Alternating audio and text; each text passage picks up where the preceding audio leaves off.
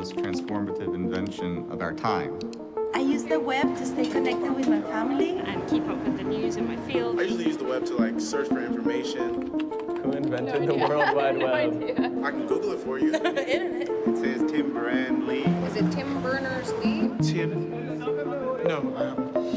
I'm very happy that I'm not a household name. I think that must be really horrible. But, before the web, computers could not communicate with each other. Imagine if you've got power plugs. Every power plug is different. You say, I am going to... I don't think I can describe how Tim's mind works. Tim is the most out-of-the-box thinker that I've come across, and I've come across quite a lot of out-of-the-box thinkers. What are all the things which are recursively transitive closure of used by things which are used by anything which I'm relying on? He set out to build a platform that would enable people to share every single piece of information in the world. I don't think anybody thought it was crazy. You have to understand something before you can say it's crazy. We never had time to say, I bet this thing's going to take over the planet. It just didn't happen. The web became available. All of a sudden, it was easy to get information. He got all of the intellectual property and make it available freely to the world. Suddenly, there is an avalanche of content. Net neutrality faces a historic change. 50,000 websites are inaccessible. We're threatened to end the internet as we know it. If we spend a certain amount of time using the internet, we have to spend a little proportion of that time defending it. We are all responsible for this technology, and we can all help shape it. We should think more about our constitutional right to be able to wander around the web. The web is our new world. We need to be able to go wherever we want.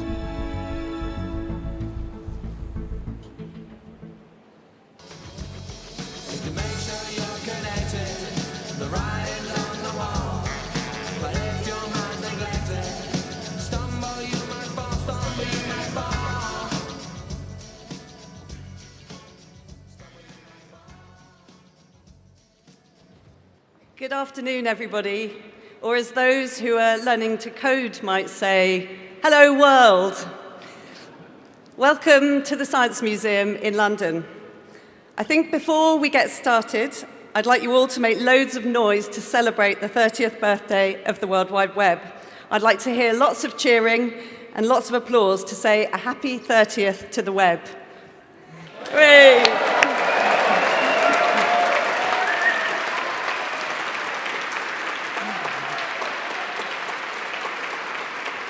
I think we're going to have some fun this evening. That was pretty good, but I'm just getting you started, so I'm sure you're going to be making a lot more noise throughout the night with our amazing lineup of speakers.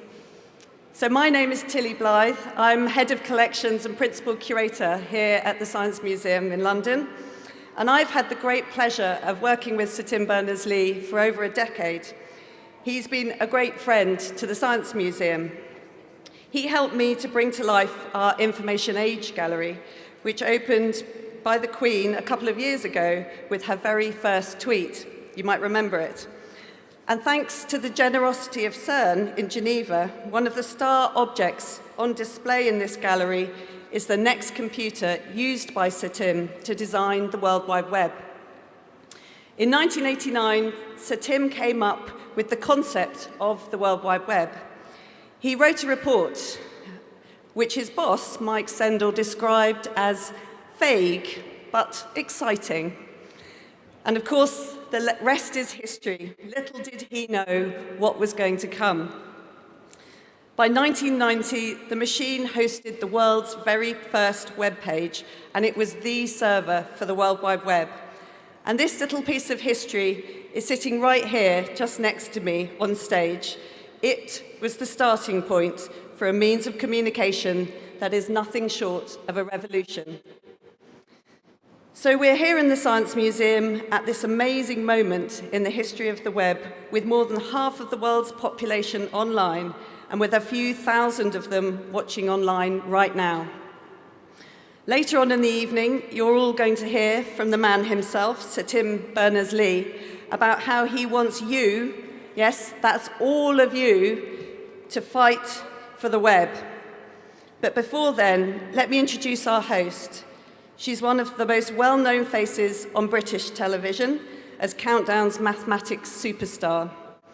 She's an ambassador for promoting maths and science, and she's been involved in multiple initiatives to promote numeracy for children. All of this makes her the perfect host for you this evening. Please give a warm welcome to Rachel Riley.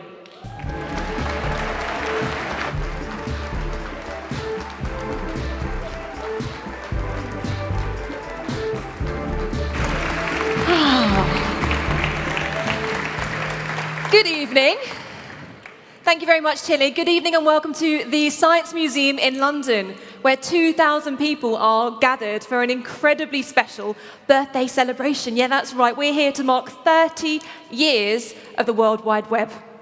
And we are joined in the museum by a packed live audience, but that is not all, as we're also streaming live to thousands of people across the world on YouTube. So ladies and gentlemen, here in the flesh, let's say a big hello to everyone joining us around the world. I mean, that was pretty average. London, I think we can do better, can't we? Everyone in the room, we've got 2,000 people on the ground floor, on the balcony, on the second balcony. Let's say a proper London hello to the world. On three. 1, 2, 3. That is more like it. This is a birthday celebration. Now, today is a very special date in the calendar for the history of not just technology, not just science, but for humanity itself.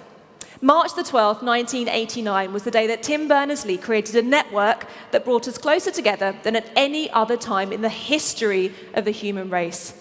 And if you're wondering what that old thing over there is, well, that is the next computer, which actually lives here in the Science Museum, and that is the very machine that Sir Tim used to build the World Wide Web when they were both in CERN in Switzerland in 1989.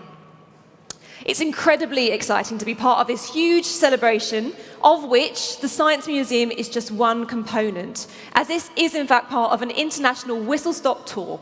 Just a few hours ago, Sir Tim was at CERN in Switzerland to kick off the celebrations. Then he hot-footed it over the channel to arrive here in the UK this afternoon, and very soon he'll be flying off to Lagos in Nigeria to finish his journey. So there's absolutely no complaining about the traffic in London that you had to contend with to get here when Sir Tim's around, please. But before he does jet off again, Sir Tim, the inventor of the World Wide Web, will be joining us here at the Science Museum to discuss the state of the web and the ongoing work of the World Wide Web Foundation, an organisation set up with co-founder Rosemary Leith to campaign for a more open, diverse and safer web. We'll also be joined by a fantastic lineup of speakers who'll be sharing their thoughts on the future of the web, including STEMet's founder, Dr. Anne-Marie Imafidon, MBE, Google's Matt Britton, Taylor Wilson and Roya Mahboob. But first, it's an incredible, pioneering and Grammy award-winning singer, songwriter and producer, Imogen Heap. She's not just a brilliant artist, but also a true innovator, and her embracing of technological tools to elevate her music make her the perfect opening speaker to get the evening underway. Before we welcome her to the stage, let's take a look at a short film with some very lovely music.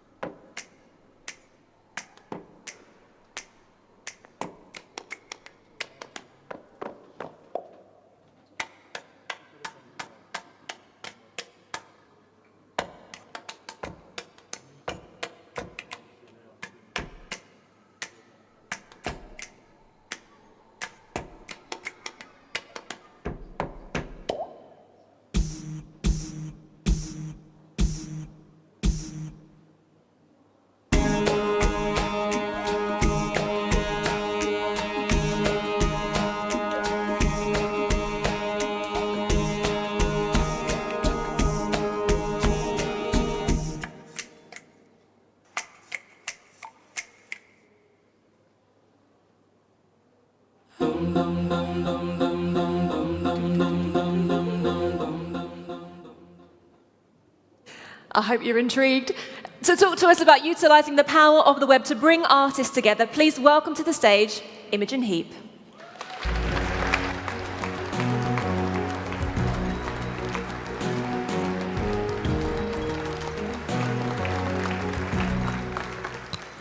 Hello, everyone. Where are we? In the Science Museum. What the hell is going on? We're celebrating 30 years of the web with Sir Tim Berners-Lee. Very exciting. And I'm very honoured to be sharing the stage with this man because I truly credit the success that I've had in music to the relationships I've had with my fans and the collaborations I've enjoyed with my fans over the years. I suppose it really began about 18 years ago.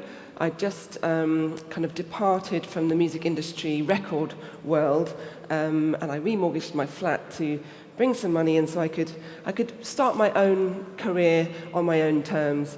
And there I was in my studio making some music, feeling quite isolated actually because I didn't have an A&R man to tell me that they wanted more cowbell in my music or whatever they do. And so it was actually my webmaster at the time who looked after my website because that was my home. That was my digital home for all of my work where my fans would go. There was nowhere else to go. There was no MySpace, there was no Facebook, there was no Twitter. That was my home. So I actually discovered that with my fans, when I was having trouble in the studio, I would write to them. I would say, I really don't know what to do with this song, and I would send them 3 different versions of a chorus to see which one they liked more. So I actually invited them into the recording process, and I found this sense of confidence that I got from actually sharing that writing process, that recording process, which gave me the ability to reach in and write a bit of that song that I played to you, which is called Hide and Seek, which most of my work, my income has actually come from this song. And that was because they were there supporting me. I felt this real, this love and this relationship that we had. It was a very, it felt like a home. It felt like I had a home that I could go to. And this was my introduction, I suppose, to my fan base, other than meeting them after shows. So then what happened was then, we started to collaborate. We started to make albums together. We would write songs together. We made a film together called Love the Earth, nature movie, and with some orchestral music behind it. They would do photography. We'd meet up and listen to albums together. And it was, and it still is, a very fruitful relationship I have. But I find it harder and harder over the years to really know where my center is. Because I'm now on Facebook, I'm now on Twitter, I'm now on YouTube, I'm on Google. I have this dispersion. I feel very fragmented as an individual. And it makes me unsettled sometimes in my working space. And at the same time, I grew up in an era where I released 2 records only in physical form in the 90s and early 200s. And then when digital distribution happened, there was this separation from myself and my work that I felt quite impactful. Because what I would do is I'd finish a record and I'd spend a really long time making sure that I put all of the acknowledgements in the CD, that I would make sure all of the writers and the producer, the engineers, all the people that make up an album, the people who did the front cover, sometimes they were fans, who the publishers were, all this, who the musicians were. There's so much support and community behind the making of one song, but yet when we listen to a song online, we really only see that one person on the front cover, and we often, sometimes that information gets disconnected from the song itself.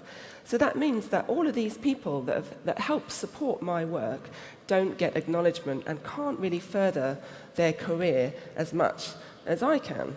And so this is quite unfair. And so what we have in the olden days is we had, physical recordings, and they went on the radio, and then people would collect data from the radio and send that information back to the publishers, and then they would give money and blah, blah, blah. Now we have digital distribution, and we have fragmented data all over the place, 300 different collection societies with different databases around the songs. And so the reality is that 50% of those royalties don't meet the intended parties. And the problem with that is that there's no way for us as individuals to be able to police our own industry, our own ecosystem, by reaching in and trying to solve the missing gaps so that those people can be paid. And so what it's all kind of amounted to for me over the last, 18 years is this feeling of I want to belong somewhere. I want to have an identity, that I do have a physical identity. Here I am, I'm the only one on the planet as far as I know. I would like to have more of me. Maybe I will have an AI version of me soon. But at the moment, I don't have a digital space which I can truly call my own, where the data that I share with the world is used on my terms, and that if somebody might be using data that I have given out unwittingly, perhaps, somebody else might be monetizing that. So we're looking at ways in the music space to create what we call the creative passport, so that music makers can have a place to share their skills, their passions, their works, can connect to each other, can communicate with each other, and can have a place that's verified and true and correct, and can reach into data sets to author correct data about themselves to help the songs be discovered. And on top of that, to augment data into the songs. So you might want to add data into a song like where it was written, or maybe the specific cafe, or maybe the specific coffee that you were drinking when you made that song. And this could also, in turn, bring, oddly, income from perhaps a coffee company that discovers, Imogen Heap likes using this coffee. Maybe we can collaborate with Imogen. She can make some music for our next coffee thing. Because we have innovation in the music industry around the songs, but only really where the music companies are benefiting from that. So we have record labels and publishers and collection societies. And the innovation is the streaming services, the way that the music reaches the people. But we don't have a way to kind of, that's like the 10% of income from myself is from streaming services. But how can we invite innovation around the 90% of the income that I might receive? And this is surrounding my skill sets, this is surrounding my passions, this is the press that I've got over the years. Imogen's into technology, she's into blockchain, she's into AI, she develops gestural music making gloves, she's a producer, she's won a Grammy. All these things that invite new jobs for me that I have the benefit from being in the press. But this is what we want to kind of bring into the space for everyone, but with our music makers, because it's a good place for us to try stuff out, is by sharing what we've done, we can be discoverable. So actually your uniqueness is what brings you the jobs, rather than you saying, oh, my music is electronic. You go into a huge electronic playlist, and maybe if you're lucky, you might get discovered. And so as a result, musicians have to advertise a lot, which costs a lot of money. Now, how can we get rid of advertising? How can we invite this idea of an incentive economy? When you want to hear something, when your body wants to hear something to cheer you up, how can your AI version of yourself in time reach into the data of songs and the data of music makers to bring you what you need to help you discover somebody that you might not know, and to help you bring that relationship together with that music maker, and so in turn kind of bring an awareness and a sharing of common interests.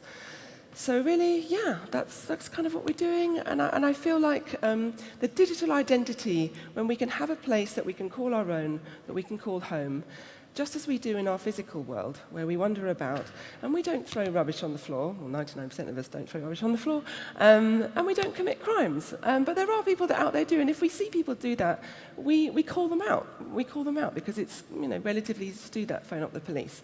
In the music space, we can start to do this by having a home where we can share and communicate and be able to police our own environment, and to bring a beautiful home for music, and for people to listen to, and for people to get a better livelihood from, because it's not really sustainable at the moment for the music maker, unless you've got a huge bit of news about you, or you've got a lot of money in advertising.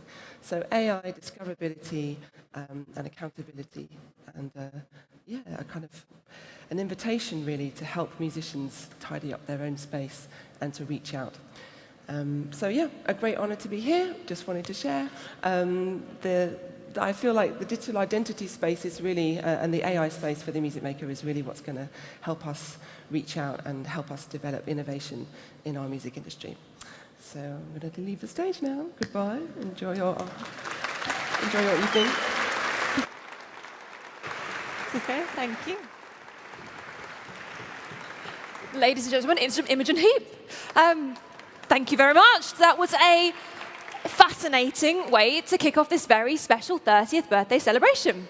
But starting as we mean to go on, Imogen is one of many inspirational people you'll be seeing on stage this evening. Later, as I've already mentioned, we will be joined by the inventor of the web, Sir Tim Berners-Lee, but you can actually tweet your questions to Sir Tim throughout this evening using the hashtag #Ask30, and later on we'll be putting some of the best ones to Tim and he'll be answering those for us. And if you are just joining us online, we are still live here at the Science Museum in London to celebrate 30 years of the World Wide Web. 3 decades that feel like no time at all and forever all at once. And many of you here in the audience may have never even known a world without the web. But for those of us who were around beforehand, I was 3 when it was invented, the days of snail mail encyclopedias and phone directories feel like a totally distant memory. And now, on to our next special guests. In its 30 years, the web's been used in all sorts of ways to promote a whole assortment of incredible causes, and our next 2 speakers represent a perfect example of how the web can be used to unite and empower. Joining us now are 2 of the leaders of the New Now. The New Now is a not-for-profit organisation consisting of a group of leaders who've come together to tackle some of the world's toughest challenges. 2 of those leaders are here today. Firstly, one of Afghanistan's first ever female tech CEOs, whose Digital Citizen Fund supports digital literacy for women and children. And the second is a remarkable man who 11 years ago, at the age of just 14, became the youngest person ever to achieve nuclear fusion. And he did so in his garage. I don't know what you were doing at 14, but I wasn't performing nuclear fusion in my garage. He's gone on to develop some award-winning technologies, and he's even led research into energy production, materials science, and robotics. Between the 2 of them, their CVs are roughly the size of this science museum, and they're only ever expanding them. Let's find out a little bit more about the work of the New Now.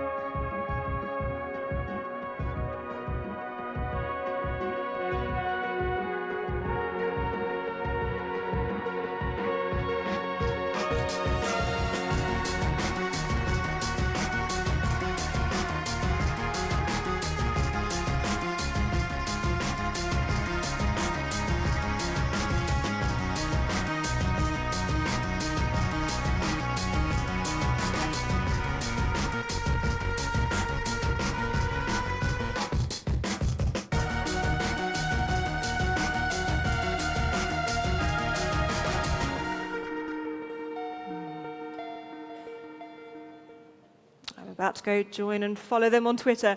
To talk to you about how the web will be used to empower the next generation, please welcome Roya Mahboob, who will be followed by Taylor Wilson.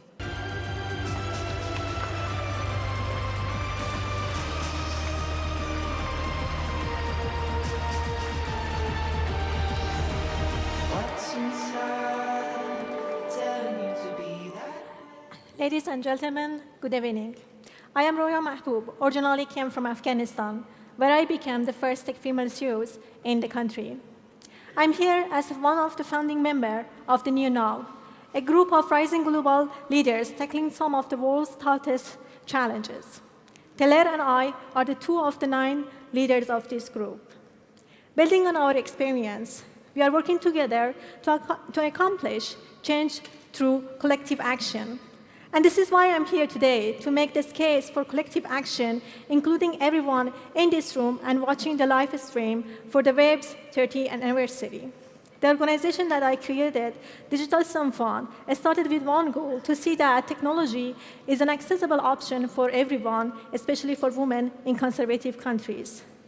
We built the IT classroom and STEAM education opportunities for thousands of the girls in Afghanistan, and we give them access to the web to thousands of the young people in our fragile country, where inclusion and hope for the future is vital to rebuild our communities. For the first time, at the age of 16, I introduced to this magic box computer and the internet, where I discovered a whole new world that I have been excluded from. From that moment, I make the technology to be the center of my career. Through the web, I actually find my first investors, who was Italian-American and lived in New York, and he invested my company in Afghanistan. We never see each other at that time. I started to work with the blockchain, paying my employees across of Afghanistan in Bitcoins. But web is only available to half of the world, and other half that lives in digital darkness. The majority are the women and girls, mostly working in a poor area. Some of you might have heard about Afghan girls' robotic team, the Afghan Dreamers. These girls becoming as a symbol of the courage that inspired thousands of them. From Me Too to the Afghan Dreamers, technology and its benefit have been vital to changing our global conversation about the rights of the girls and women. Today, in Afghanistan, not only do women see themselves as differently, as contributed beyond the home, but because of Afghan Dreamers and the women in tech, the men's view also changed on women's ability in science and many other industries. Deposit all of this advance we see in the world, the gap between rich and poor within the countries and between countries is growing day by day. I'm champion of AI, robotics, blockchain, and many other technologies, exciting new technologies. But we tech entrepreneurs need to check ourselves. We must see the tech we build, the web we want, as enabling society to be stronger. When we create the job and opportunities for human beings, we give them a hope, and all we needed is hope to create a job and particularly for rising generations. So I ask you, will we build new technologies to create more jobs or replace jobs? Are we investing in the lifelong needs of the girls and women so that instead of staying poor, they get access to quality of education and opportunities to take part in economics activities in jobs and in the leadership? Perhaps we are, but not enough. Companies in tech need an ethical code so that the technology we build, because it's excited us, enhance our life, doesn't remove possibilities and jobs for more people, but actually create more jobs. People must move forward, and we have an obligation to enable that. There is a strong rule for governments too. It's not easy, but it's simple. We need a rule-based system that keeps companies in check and encouraging them to invest in equipping people in poor countries and rich for the jobs of the future. Building the ethical framework is the work of the government, alongside creating universal access for the web for all the people, rich and poor. And finally, we needed to educate our children from the start of their lives on how to be a good citizen and good digital citizen to participate and contribute. Collective action from the government, companies, and ordinary people is necessary. We can't progress without that. The web is pathway to quality education, healthcare, the ability to learn more, and living, and girls and women entering their economies and changing their society needs all of these conditions to meet.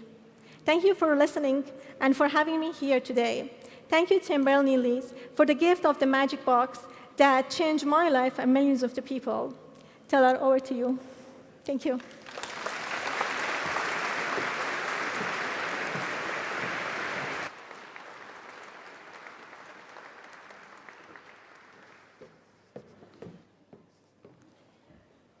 All right. Thank you so much, Roya, and thank you for having me today. This is an incredible opportunity to be here for, celebrating one of the truly momentous events in the history of humanity. For those of you who know who I am and know my story, you'll probably understand why the web was so important to what I did. For those that don't know, I built a nuclear reactor when I was 14 years old, and I got into nuclear science when I was 10 years old. Before the web, doing what I did would have been impossible. I grew up in a relatively small town in Arkansas, definitely small compared to London, and 30 years ago, 35 years ago, I would have been at the mercy of the information at my fingertips in the local libraries. The invention of the World Wide Web and the democratization of information led to this incredible ability to access, the wealth of human knowledge. And it allowed me to learn about nuclear physics and the structure of the universe and all these weird particles and forces that make up the world around us. And I became fascinated. I realized this is something I wanted to spend my life doing. I felt like I could make a difference with it. And it was enabled by this incredible technology that turns 30 years old today. So that's a really important thing to myself and my story, and I'm honored to be a part of it. When Richard Branson and Virgin United came to me and a few others about this idea of the new now, this idea of a new generation of leaders at the table, engaged in the debate, bringing the voices of a new generation to the table, one of the things I was really passionate about was connectivity and digital rights, and the ability for every human being on this planet to have access to the information that enabled what I was able to do.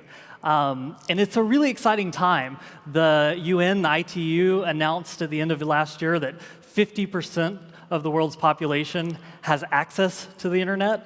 And that's an incredible thing. I mean, myself and I think many others are fascinated by exponential technologies that can start as an idea and rapidly explode in progress. And the fact that in only 30 years, half the people on this planet have access to this incredible technology is really inspiring, really exciting. But one of the things I'm really passionate about is how do we bring the web to the other 50%? It's an incredible force for good. It's a democratizing force to bring education to folks that would not have had access to that information before. So how do we enable the web to come to the next 50% of the world's population? And how do we address some of the core problems that we faced as this first 50% of the world's population came onto the web? That's why the New Now has partnered with Sir Tim and the Web Foundation to work on this digital contract for the web related to digital rights. How do we ensure that not only everyone has access to this incredible technology, but that it's open and it's free and it's reliable and it's free from some of the things that have, in some ways, sort of co-opted the vision of the web as its original idea. It was this idea that it would be this open, democratic platform for the sharing of ideas. And it's had its problems. So how do we address those problems for the current half of the world's population that has access to the internet? And how do we do it for the next 50%? I'm really excited about the technological ways we do that. I'm excited about this contract.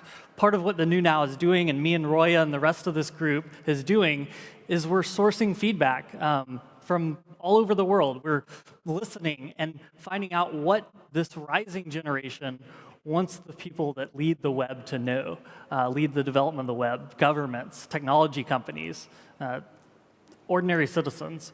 How do they engage in the process? And what is it that we need to do to ensure that all these good characteristics of the web are encouraged and the bad are discouraged? So it's a really exciting moment in history. I get to spend my day job looking at the future and looking at new technologies and energy production and manufacturing, and how do we take technologies and science that exists today and apply it to making the world a better place in the future. And it's really exciting to play a part in this next chapter of what I really do think is like one of the coolest things humans have ever invented. It's up there with the invention of the wheel, the invention of the printing press, having the ability to take the mass wealth of knowledge that this species has created to make our lives better, put it in one place that's accessible.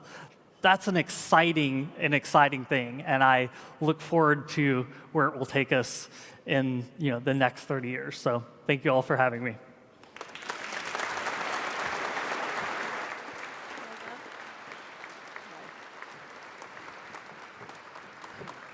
Thank you again to Roya and Taylor there. I hope you found that as inspirational as I did.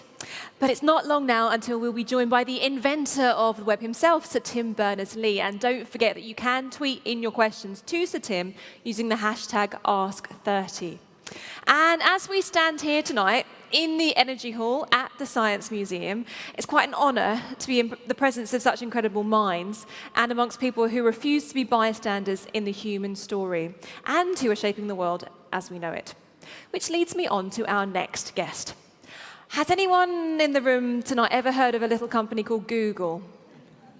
Anyone ever used it? Anyone ever used it in the last day, hour? Anyone actually on it now? Anyone that actually is on it now, if you could just put your phones down for 1 second and pay attention, because our next guest is part of a company that was started in 1998 by 2 Stanford University students, Sergey Brin and Larry Page. It's gone from modest beginnings to a global force that you've all heard of, with over 3.5 billion searches every single day and over 1.2 trillion searches each year. That company is, of course, Google, which has been a key protagonist in the story of the World Wide Web so far. And it's had a huge influence on the way we share, earn, and learn, something demonstrated in this short film. I got my degree in psychology when I was 33 years old. I always wanted to know how the human mind works, how we make choices, how we make decisions. When I did finish the degree and I started working as a teaching assistant, I found it really hard to combine work with having little children. I felt disappointed in myself, and I just thought, well, what am I going to do with myself now? Because the lack of confidence and not knowing what I wanted to do was holding me back. I saw an ad about Udacity nano degrees, and I saw there was a web developer scholarship that was sponsored by Google. A 6-month-long program with a certificate. It includes guidance on how to turn coding skills into future employment. There was accessibility course they offered, as well as courses relevant to website performance. Then, as I learned a little bit about it, I saw the link between web accessibility and psychology.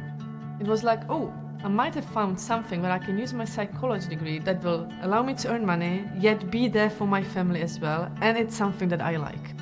I remember there was a guy who told me, you stress too much, you have to have more fun with code. Break the code, fix the code, this is how we learn. And when he said that, I was like, he's right. The Google scholarship allowed me to develop my digital skills and confidence that I needed. I went out and I presented myself as a web developer. And this led me to eventually getting a job. I work as a web developer at Twin Dots, which is a branding and web development agency. And because of the new things I've learned, I feel like I have finally found something I want to do and that fulfills me. I'm 37 now. I never thought that you can turn your career around even later in life. So it's important for me to never settle, to always keep on learning. Ladies and gentlemen, please give a very warm welcome to President of EMEA Business and Operations for Google, Matt Britton.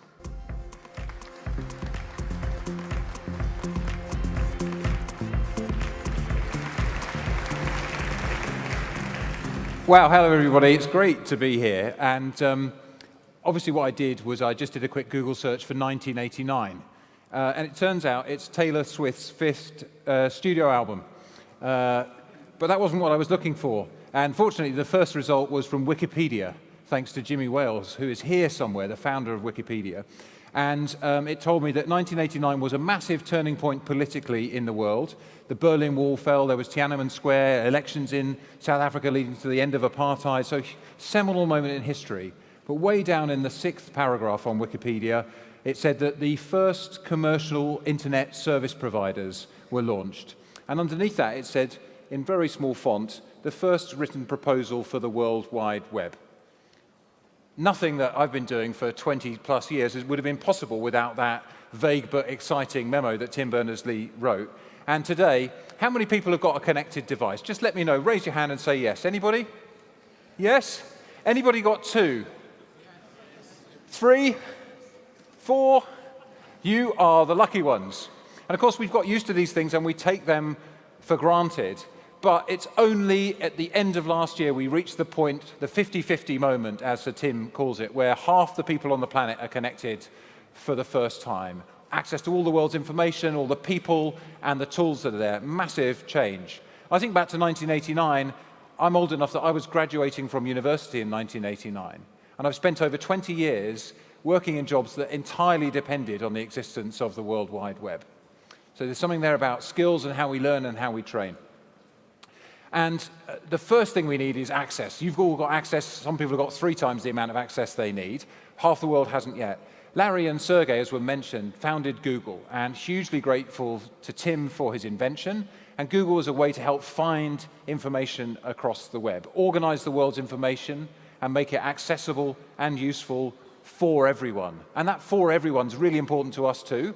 And that's why we built things like Android, open source operating system. Anyone can use it. There's now 24,000 different devices that run Android, which means that one app can be developed for billions of people, and it's massively reduced the cost of smartphones. For those people who don't want or can't afford a fruit-based device, there's an alternative that's highly competitive. That's also why Larry and Sergey launched Project Loon, which is a crazy project to use weather balloons to bring the internet to the most remote places on Earth. It's working really well, and we're doing some of that in Africa right now. And then there's tools. We've all got used to having amazing tools in our pocket. Like one of my favorites is Google Translate. Anybody use Google Translate? Yeah. I was just hearing people fall in love using Google Translate. And I looked up just before coming here, how many words a day does Google Translate translate across all the different languages we now have? 100 billion words a day. And there are 3 phrases that in every language are the most common. How are you? Thank you. And I love you. So humanity, there's hope for us yet. But then also, as you saw in that video, skills are important. How do we take these technologies and put them to use for growth and prosperity? So I know from working with many small businesses that those that are online are growing faster, creating jobs, exporting more. They're the engine of the new economy. But we need digital skills to help people to do those things. So just like Susanna there from Cambridge, she learned to be a developer, and she's now an app developer, which is brilliant. But there are lots of skills you need just to grow a business online. So we launched a program 3 or 4 years ago. Yonja and I at Google looked at how can we help. We launched a program trying to train 1 million people in digital skills, website, analytics, grow a business. We thought we might get to 1 million in 3 years. We've now trained nearly 10 million people across Europe, the Middle East, and Africa. About half of them are women, which is very different from what you see in science, technology, engineering, and maths. And they're going on to grow businesses and create jobs and exports. Entrepreneurs are alive and empowered fundamentally by Tim Berners-Lee's invention. So it's really something of pride for me to see the World Wide Web Foundation and Tim setting out not just the positive stuff online, but actually challenging all of us to make sure that the web is really for everyone. My hope is that it can be built today by everyone, not just the old white men, but everyone. And seeing people like that becoming developers is really motivating to me, because the more tools are built by everyone, the more they can be enjoyed by everyone. And at Google, we've signed up to the charter, to the contract for the web, which is about all of us, the companies, the governments, and the users, behaving in ways that protect the dream of what the web can do for everyone. And at google.org, we funded the Web Foundation in November with $1 million to get behind their mission. And today we're announcing another $1 million to help that mission go bigger so that we can have a web that works for all of us. So if I can just take a moment on behalf of Larry and Sergey, who founded Google, all of us at Google, but also all of the users of the products and services, the businesses that are growing, the apps developers, the content creators on YouTube, all of those people who've benefited from the invention of the World Wide Web 30 years ago, from us to Sir Tim, how are you? Thank you, and we love you. Thank you very much.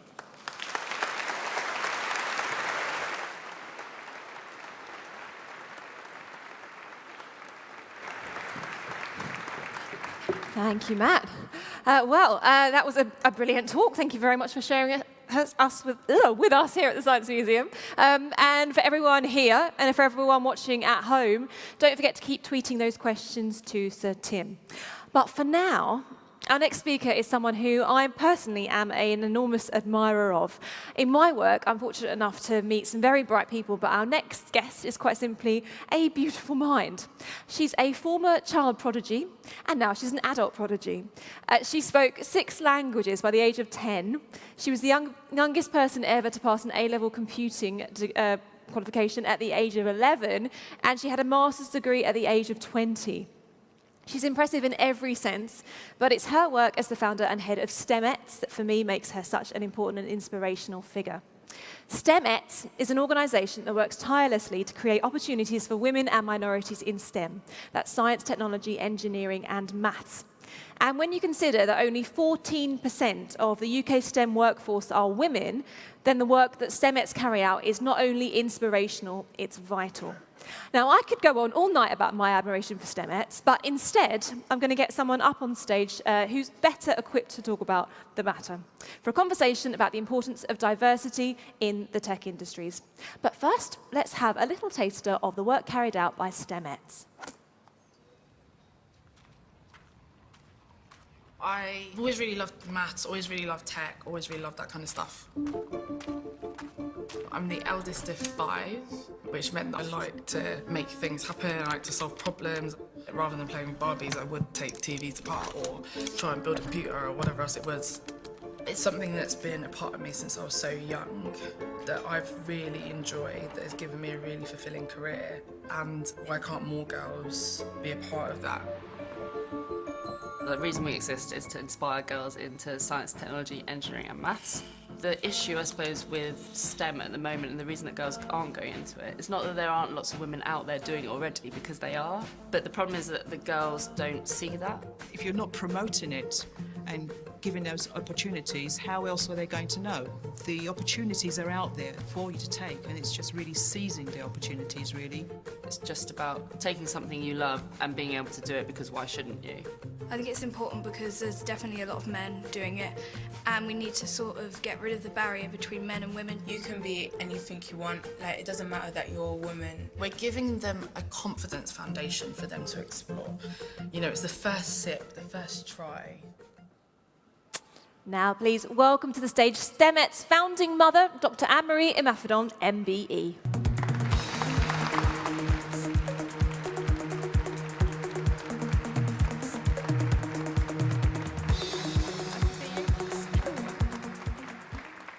Welcome, Dr. Anne-Marie. So tell us, what is STEMETS and what do you do to empower girls in STEM? So STEMETS is a social enterprise that works across the UK and Ireland, and we're all about inspiring, supporting and encouraging girls and young women from the age of 5 up until 21 into what we call STEM, being science, technology, engineering and maths. Our ethos is that everything we do is free for the girls to attend, it's always fun for them, and there's always food. Which my main kind of criticism of the web is that we've not really been able to download food yet. You can order food. Yes. But kind of being able to have that long distance food is one thing that would be key for STEM. That's a question for Sir Tim in a little bit, I think. How can we get food transported over the web? And if the web is so dominated by men, but obviously it's a key method for communicating with the world, 50% of the world's population isn't men, they aren't male. Is there a danger that communication, whether that's traditional news outlets or social media or whatever, is there a danger that it will become more male skewed as time goes on? So we're already seeing that. If you look at platforms like Wikipedia, we've got a very small minority of editors on Wikipedia that are women, but also the articles and who they're talking about as a small minority are women. So we're already seeing that skew, but I don't know whether I'd pin that on the web per se. I think it's something we see across society in the stories that have been told before we have the web, and we've had that skew, and we continue to see that on the web. But what's nice is that it's so democratic and it's so open that actually it's empowered so many women to be able to contribute, to write their own content, to share, to create safe spaces online. There's so much capacity actually for women's voices and different types of stories to be told. You know, society still needs to get itself in gear to get to that place, which is partly why I run STEMETS, but there are so many different organisations that work with kind of marginalised groups and underrepresented groups. But it's definitely something that we see even in the interactions that people have on Twitter, where you've got this kind of male skew. which has, in times run women off the web, for example. But it's definitely something that's important we need to make sure we're doing. And also men need to make sure that they're also telling those stories and being balanced in what they're contributing online. Yep, and as we've heard tonight from many speakers, there's a obviously brilliant side to the web, but negative side to the web. My favourite analogy of it is that it's like a knife. The internet's like a knife. So in the wrong hands, it can be incredibly damaging, incredibly dangerous. But in the right hands, in the hands of a surgeon, it can be a cause for good. And of course, the web has played a huge role in the success of STEMettes, whether that's through forging communities online or promoting projects or initiatives. So what have been the positives of the web for STEMettes in terms of promoting equality?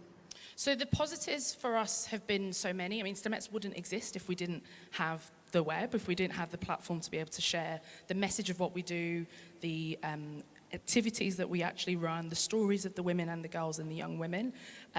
We wouldn't have been able to have that reach if we didn't have the web. So initially, actually, it just started off as an idea that I had towards the end of 2012. Spoke to a couple of people, and that was fine in industry. But then on the kind of the New Year's Day, my kind of New Year's resolution, I published a blog post that was, this is what I want to do, here's the idea, here's what I've been thinking, here's where it's come from. That was then shared across Twitter and lots of different platforms. Google Plus, if we all remember that as well, rest in peace, Google Plus. But shared it on so many different platforms, and then actually on the first event, we had more volunteers than I knew what to do with, actually. But I think almost twice as many as we had actual girls that had turned up. And these were people that I had no idea, I didn't know who any of them were. Yep. They were all kind of rallying behind this issue, behind this cause, behind this thing that they could do, a tangible action that they could have for positive in the world. And we still see it now. I built my first website. I tweeted about it just now, actually, as part of the Web 30, but built my first website. What's your handle? Just get the plug in. At @amafidon. There we go. Or at STEMettes. But just tweeted about it, and I built my first website aged about 8 or 9 years old. Of course you did. And for me, it was the most fascinating. It was amazing. You could look at web pages and you'd be able to view source, and then you'd be able to see kind of what the HTML tags were behind the page, and you can take that and put, I don't know if anyone else had this, like a digital scrapbook when they were younger, maybe just me. Got some nodding in the audience. My dad was definitely much happier that I was taking apart web pages as opposed to the VCR player that we had at home, which I also took apart to understand how that worked. But it's been, it's still something that excites me today, that people can search for girls in STEM, young women, female innovators, and our website shows up. And they can click through and they can find that information without me needing to be there. Or without a member of the team having to kind of hand them the flyer at the right time as they want to learn more information. So, the web has been a fantastic tool for us. And, from the emails that we send to our partners to even receiving partnership payments online, and doing our banking online, there's all these things that we've been able to get from the platform that is the web. Yeah, and I certainly direct especially women in your direction if they want more information on how they can get more involved in STEM. Or great food. So, I mean, you're probably barely 30 years old yourself. It's a couple months older than me, the web. There we go. Absolute baby. But you are a doctor, so I am going to ask you, what do you think the biggest achievements of the web are in the past 30 years? Just a small question there. I saw this. I don't want to talk about the biggest achievements per se. I think my favourite things, or one of my favourite facts about the web actually, is the first image ever to be uploaded, which was a bit of trivia that came out 5 years ago when we celebrated 25 years of the web. But it's fantastic. If you look it up online, it's a parody pop group that was based at CERN called Les Horribles Cernettes.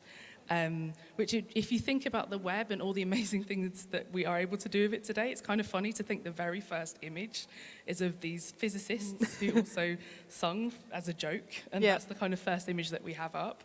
So that's one thing I wanted to highlight. I guess I'm most excited about the new things that are coming up on the web. So one of my other favourite things from the web has been we run sessions all the time where we get girls to create technology and build things for the first time. And it's almost like I'm continuously reliving that moment aged 8 or 9 when I made my first web page, when we've got these girls, across the UK, across Ireland, beyond, creating things using the web, whether it's prototyping web apps, whether it's chatbots that they've created. And for me, the thing that I love the most is seeing the excitement in their faces, not just in what they've made, but in the fact that others are able to access it, Yeah. also have the connection to the web. So kind of recent examples of what we have built. We did a hackathon a couple of months ago where the girls were building chatbots using IBM Watson. And we said to them, we're just thinking about the relationship between robots and humans. You come up with your own idea of what you'd want to build if you could create a chatbot. One particular group stood up and they had built a chatbot that helped you practice, or it helped coach you through that conversation you have to have with your mum when you don't get a good score on a test at school. And it's fascinating to see the things that these girls come up with. One more just from a couple of months ago. We did some apps, health tech related apps, up in Chorley in the north of England, with a group of kind of local girls. We had about 60 girls there over the weekend. At the end of it, we always have demo days, so they get to present what they've created. 2 6-year-olds stood up and effectively giggled their way through a presentation of a mobile app that they'd built that had strawberries with funny faces and apples with funny faces. And it was the enjoyment that they've derived from that project, from the collaborating, from the teamwork, but then even to be able to present to an audience was something tough, but it united them so much in that creativity. And I think that's something that we have across all the technologies, but the web in particular, with the accessibility that we have to it, allows people to create and feel that sense of ownership over something like the web, which, you can talk about the Twitters and the Facebooks and the Googles, till the cows come home, but it is about, that small interaction and people being able to make things that then is live up to the world. And STEMET are doing a fantastic job of showcasing that kind of talent from 6-year-old girls and onwards. So thank you very, very much, Dr. Anne-Marie. Thank you. Cheers.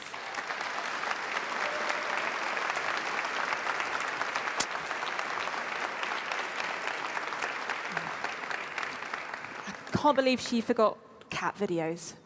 But that's why I'm here, cat videos. What the web was invented for. Anyway, thank you very, very much, Dr. Anne-Marie. And it is not long now. I think that clock is not for us, but it's a very short period until we do welcome to the stage the inventor of the World Wide Web, Sir Tim Berners-Lee. But before so, we have one very special guest to welcome. And before we even welcome him, we have a couple of short messages of congratulations to Sir Tim. Firstly, from Nobel Prize-winning President of the Royal Society, Sir Venki Ramakrishnan. And then from some very chilly-looking web users. I want to congratulate Tim Berners-Lee on the 30th anniversary of the World Wide Web. I'm also proud to say that he's a fellow of the Royal Society. Who would have thought that a protocol to exchange data and pictures intended for physicists would revolutionize the world so much that I can order food now by the click of a button? Now, the World Wide Web is ubiquitous, and everyone is now sort of consumed by it, but it's also raised some huge problems, both political, social, and ethical, and questions of privacy as well. And so as we face the future, we must understand that this is a powerful tool that has brought us an amazing amount of good, including information at the touch of a button, but also created problems that we need to address.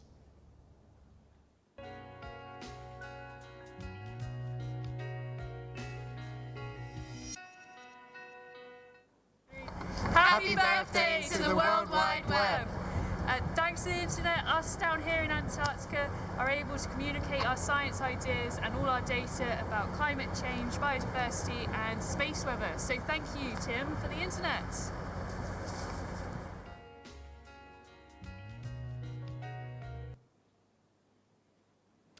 Short and sweet message there. It doesn't get much more remote than that, and I'd hate to think how long it took them to upload that video. I also wonder if they get better signal in Antarctica than we do here in central London. We will never know. We'll just assume they started sending that message on the 20th anniversary. We return from the icy surroundings of Antarctica to a place a little close to home for our next very special guest. You may have heard of him, especially you Londoners here in the crowd, as I'd be surprised if a day goes by where you don't read something about what he's been up to during your tube journeys home from work each day. He gave a famous keynote speech last year at South by Southwest Festival in Texas about the dangers and opportunities presented by the influence of social media in all of our lives. And he's here 1 year on to look at the progress made since that speech and what needs to happen next. He's as great an institution to our capital city as the Science Museum itself, and I'm sure a lot of you have worked out who it is already. But ladies and gentlemen, please give an enormously warm welcome to the Mayor of London, Sadiq Khan.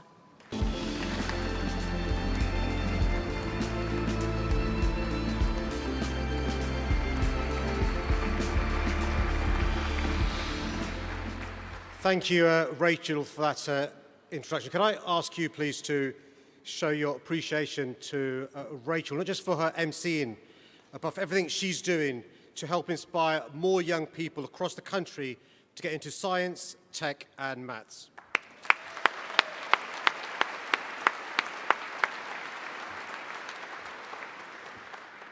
I'm afraid, though, even Rachel can't solve one of the greatest mathematical puzzles of our time. How Theresa May gets her Brexit deal through Parliament.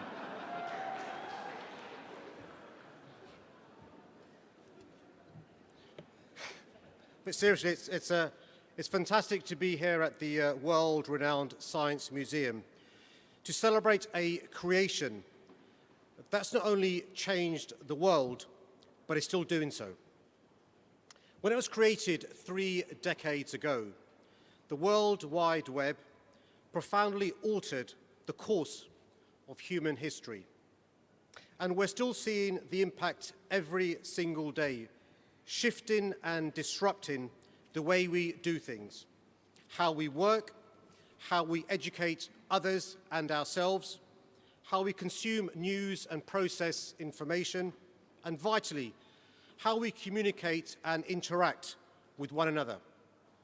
It's become a truly unique democratic platform and a powerful force for good, allowing voices to be heard which once weren't, making it easier for us to keep in touch with loved ones who we'd otherwise have lost touch with, opening our eyes to oppression and discrimination, which we were blind to before, and enabling new commerce, innovation, and opportunities for people to reach their full potential. In our city, London, I've seen firsthand the impact it's had.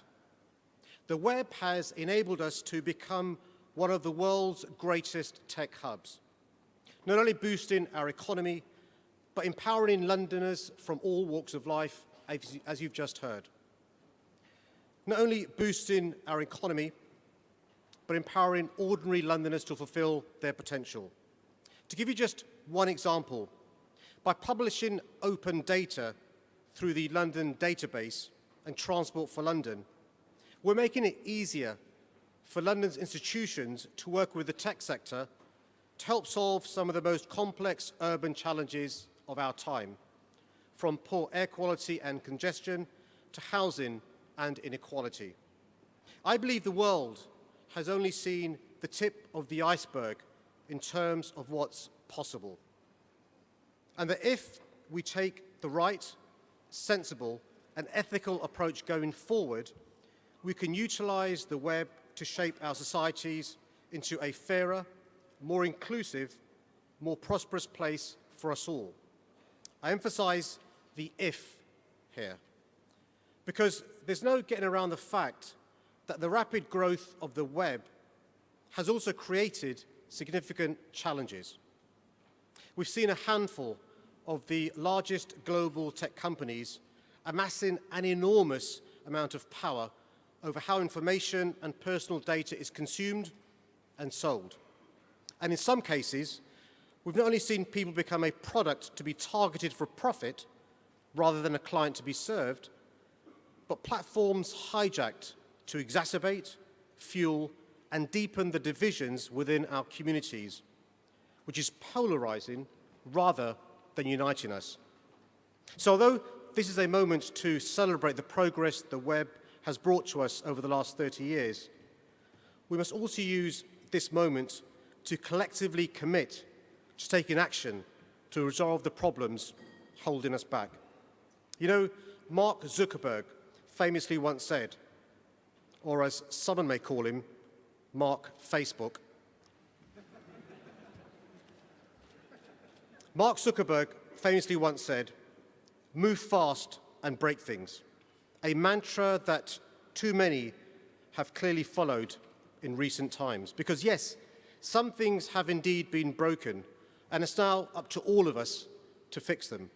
One of the key changes we must see is greater responsibility taken by some tech companies for the impact they're having on the world.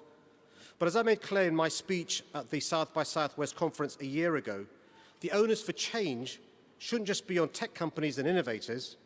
It must fall to governments, working with tech businesses, leaders, and the public to ensure that this revolution is not detrimental to our long-term progress.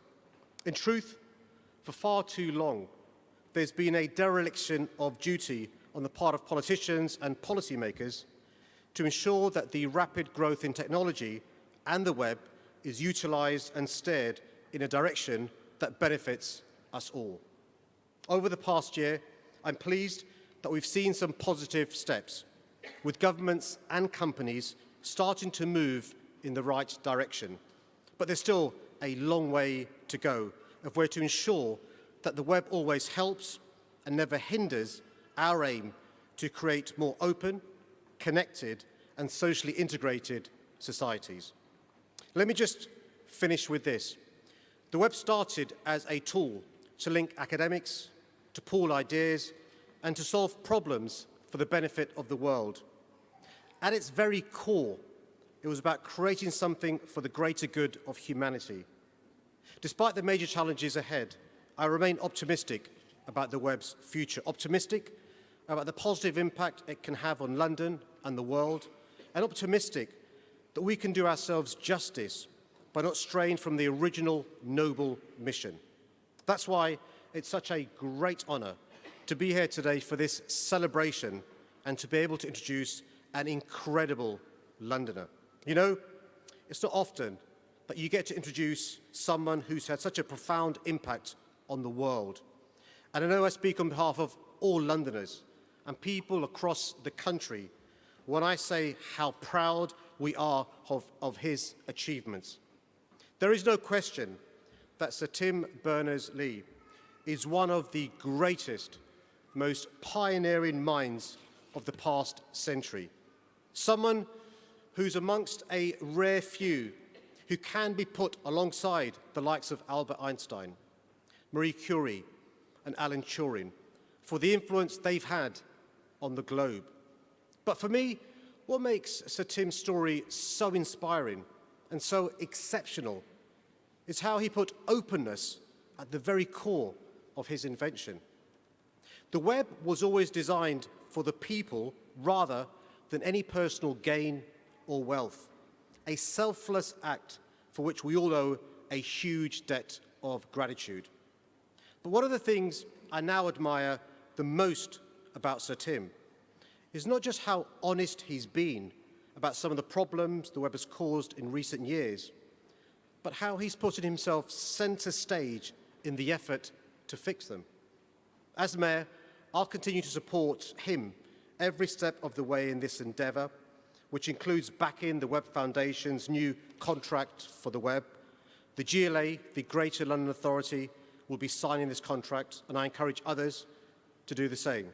So, without further ado, it gives me great pleasure to introduce one of our greatest Londoners, a legend of our times, the inventor of the World Wide Web, Sir Tim Berners-Lee.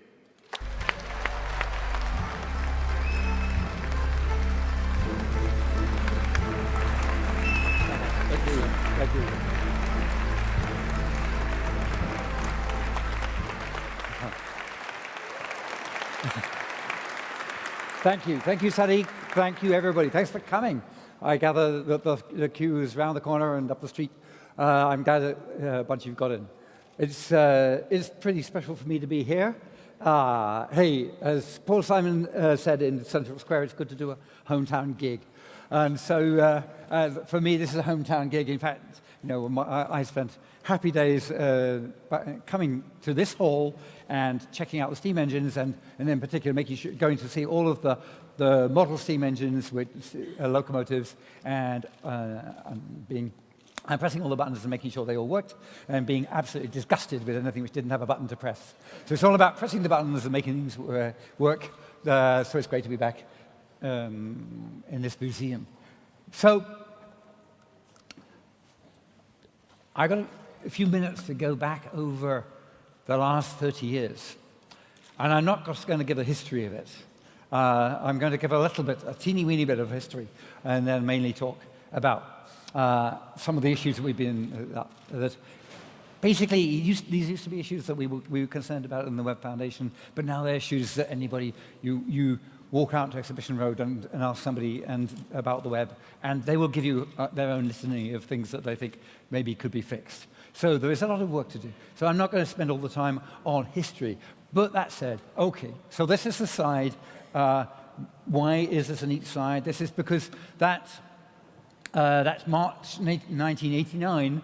That's the date on the document. When I wrote that document, that was me eventually having time to actually put down in, and being persuaded that I shouldn't just talk to people over coffee about this. I should actually write down what it would be about.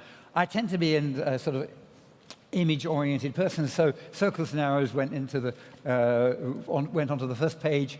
I've used circles and arrows on whiteboards ever since, and some say that in fact the semantic web technologies are circles and arrows again. But the central thing here was that having got this on paper, even though it didn't, I didn't for a while. There was no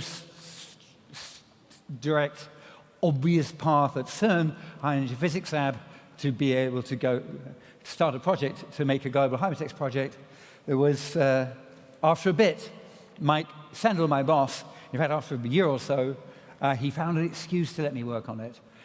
The vague but exciting writing in pencil was found when Mike died 10 years later. His wife, Peggy, found his copy of my memo, found that vague but exciting. Thank goodness he hadn't have thought exciting but vague, or if not, let me go ahead with it.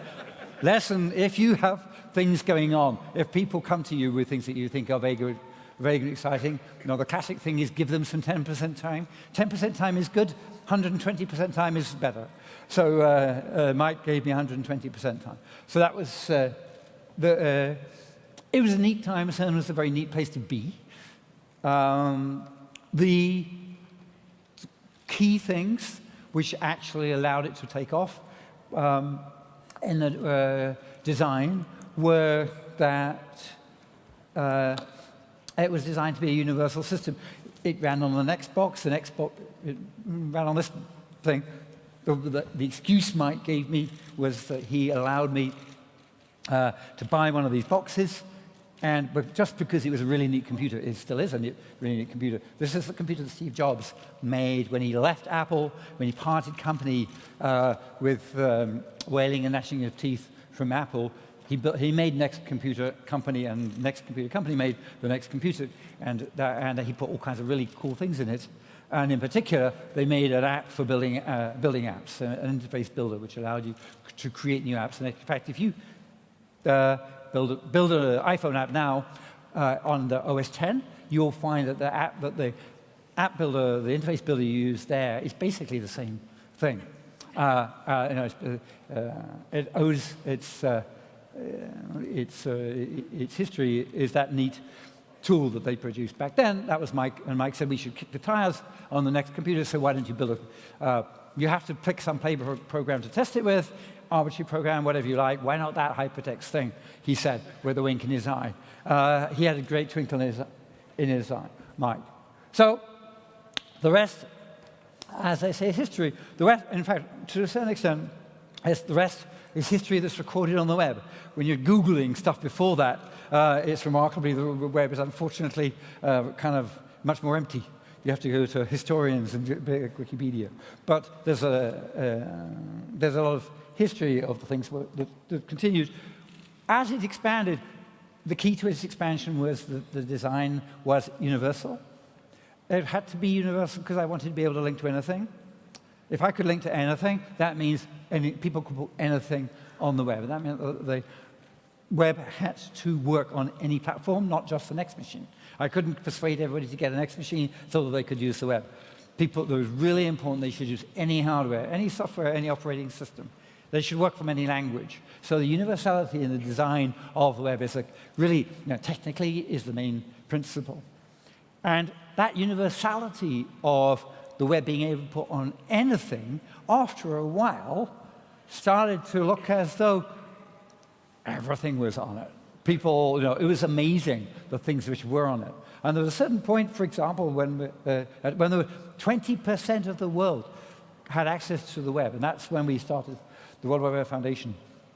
Rosary and I founded a foundation to look at the two issues. One was that at the time that it was amazing that 20% of the world are actually using this web. So that's a responsibility. Is the web, and is it fine? Is it wonderful? And in fact, sometimes it was fine, sometimes it was wonderful, but in some countries you'd find that the rule that I can link to anything and you can click on that link and go to anything wouldn't work if you were living in certain countries. That was a thing then to a certain extent. It's more of a thing then. So there were issues with the web. There were issues like net neutrality wasn't guaranteed everywhere, and so on.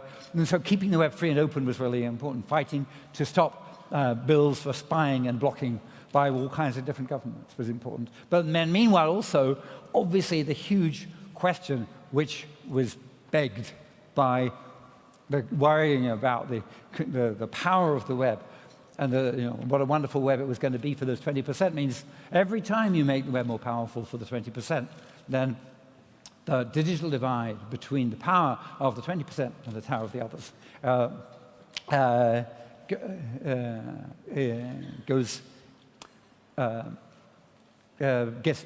gets worse. So this is something I scribbled on the whiteboard. Okay, this is a whiteboard scribble. This is not data. Okay, I would love it if somebody would go get real data for this. Okay, you're all scientists, go for it. Okay, but here, and you can maybe put it together from various from stuff that's out there. But if you imagine, so for this graph, you have to imagine that all the people in the world are arranged in order. And on the left, you have the people who have the least power to use the web. And on the end, you have a person, whoever they are, some scientist who has got fantastic computing power and fantastic 3D computer screens and incredible goggles and an incredible brain to use it all and communicates directly with the browser through thought transference and implanted chips. Okay, so this person, the green person, is the most empowered person. And then as you look at the humanity, you find, in fact, there's very few people who have really powerful computers and great connections and great software.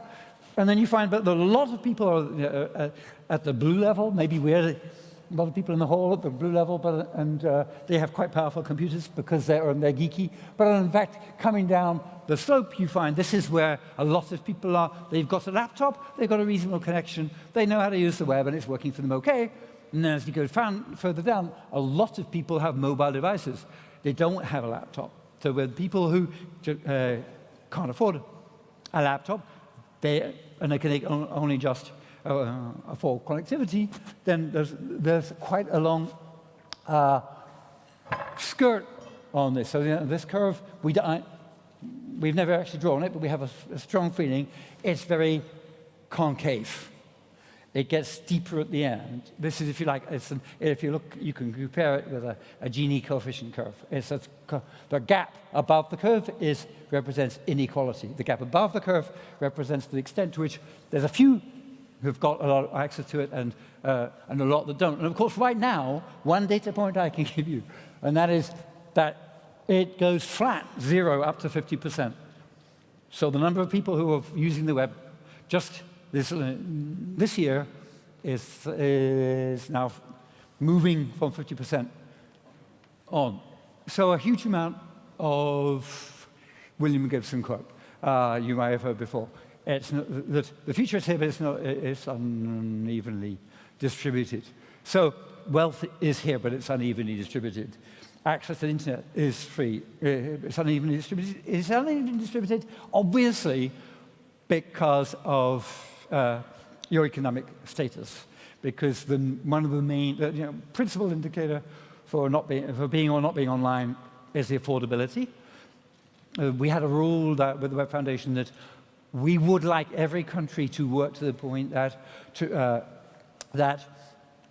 you can get 1 gigabyte of data for no more than 2% of your monthly income. 2% of your monthly income, if you live in London, might be what you pay for a Zone 1-2 car, for example.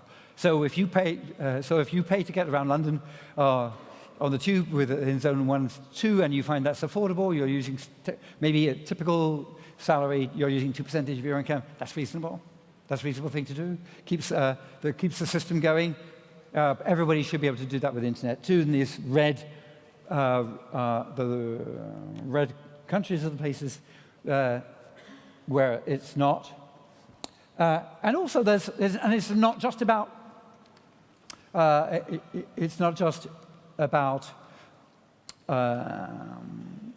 income.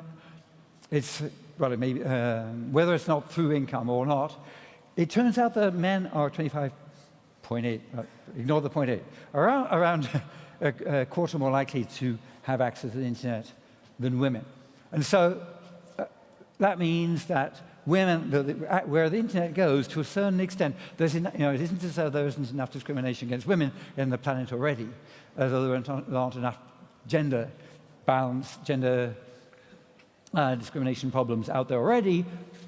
When the web comes, then the men are more likely to use it. Well, they like to have use of it. They're also more likely to use it aggressively. They're more likely to use it to find a job or something. So one of the things the Web Foundation wants to do as well is to make sure that wherever you go, emphasize women. We're going, actually, after this, we're going to grab an overnight flight to Lagos, as you may have heard, as part of the 30-hour journey celebrating the 30 hours of the web. And in Lagos, we're going to see WTech, for example, one of the organizations which is promoting women and women using tech and women using the web and stuff like that.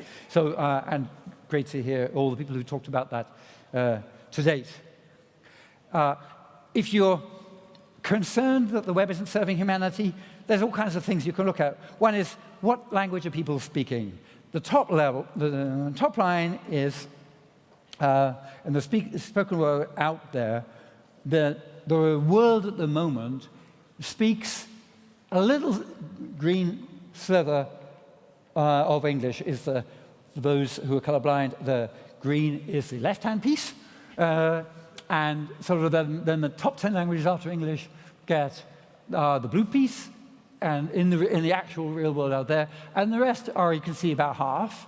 But on the internet, very suddenly, whoa. Use of English on the internet at the moment is more than 50%. What's wrong with this picture? Obviously, interesting things could happen. We need to make sure that people are not disenfranchised because they don't speak English.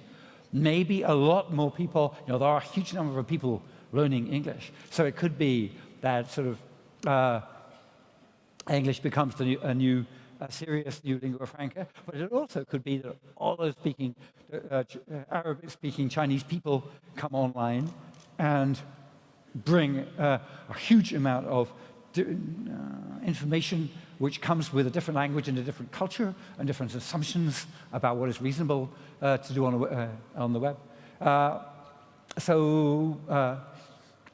But also, we need to make sure that we watch what happens there, make sure people aren't disenfranchised, and then in particular, if you're in a country where, sort of like India or some African countries, where there are lots of dialects, if there are, then we need to make sure that everybody who comes online realizes that the web is for them to be creative, blog. Don't just read, don't just learn English, blog about your own place. So those are some of the things that we're concerned about. We're concerned with all this stuff too, of course. The Web Foundation has been, since it started, we've been concerned about the all the various ways in which the web might start off at the beginning of the day of being a wonderful resource for you, and by the end of the day may leave you feeling attacked and horrible if you're a feminist blogger. It's very common that people will lay into just because you're a female, just because you're a blogger, just because you're feminist. But if you're, the combination, for example, so there are many. I won't go through all the different types of harm that there are, and all the obviously there is harm that is created by people being just nasty. And there's also badness. There's fake information which is created very carefully by bad actors who just want you to believe something fake because they want to manipulate you to join a particular community, which will then they will use in an election, or they will use to cause a riot, or you will use to cause genocide. So there's a lot of stuff we need to watch out for. So but we can, in the past, we have watched out for it. The people, have gone out on the streets. We have gone out there. When Super and Pipa were acts which were in danger of being passed in the USA, people took to the streets. You might remember ACTA was an act which was going to be passed in the EU. People went to the streets and protested, and it made a big difference. Members of Parliament suddenly learned a whole lot about the fact that the internet being open and free and the internet access should be competitive was really important, even though the large companies who told them it didn't really matter. So we do need to fix these things. We need to fix these things, and we need to think actively about what sort of web we want.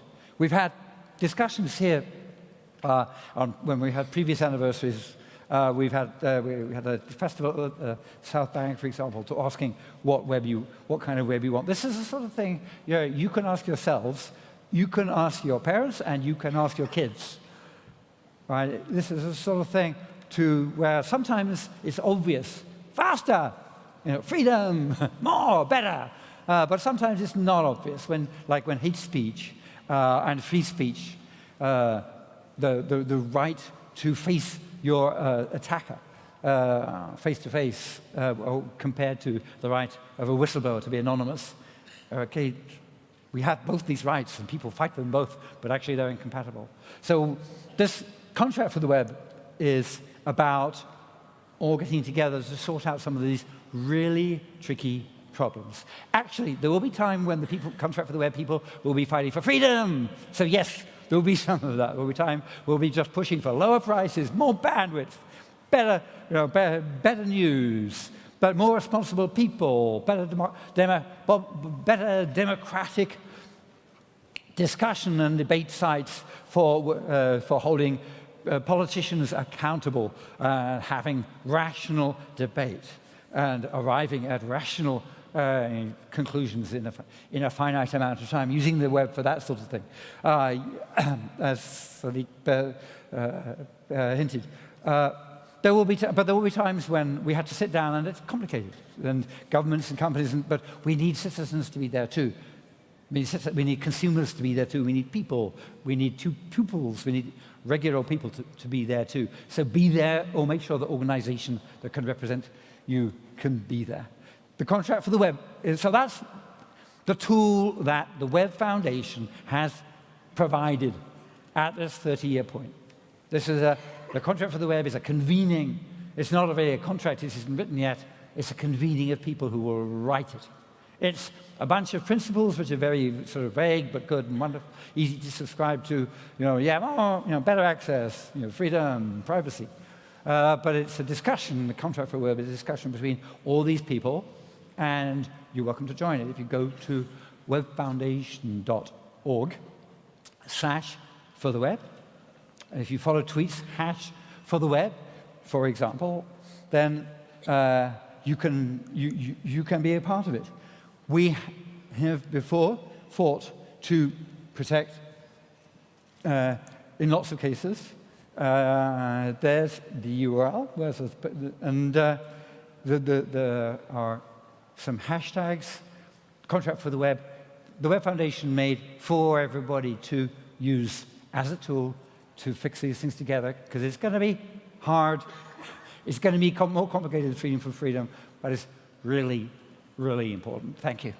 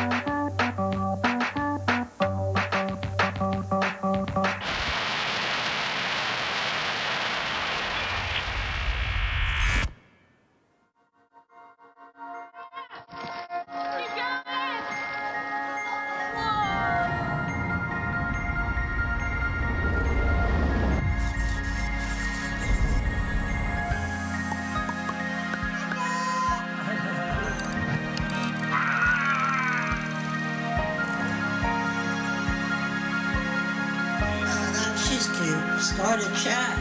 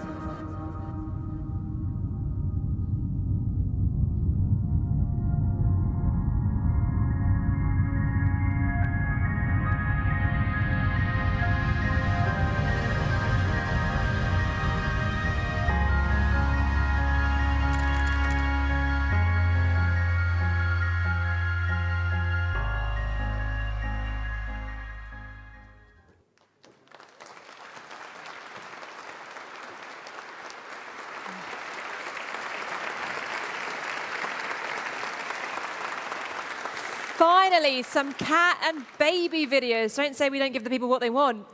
So Tim, thank you very much for sharing your story and that important message with us, the audience here at the Science Museum, and to everyone watching around the globe online. It's now time to welcome our last guest to the stage to join Sir Tim in conversation and to put to him some of the brilliant questions that you've been firing at us online. So please put your hands together for an award-winning journalist. She's written extensively for The Guardian and reported for the BBC and Channel 4, to name but a few. Ladies and gentlemen, please welcome Samira Ahmed.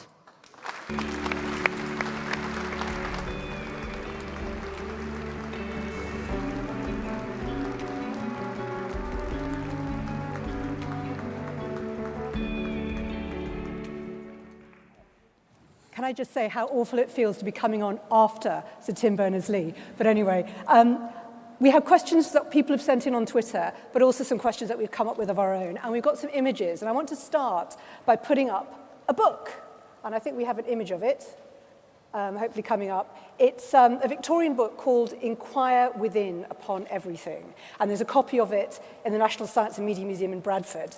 And I gather this book helps sow the seed of the World Wide Web. Can you tell me a bit about it and the idea forming in the young you?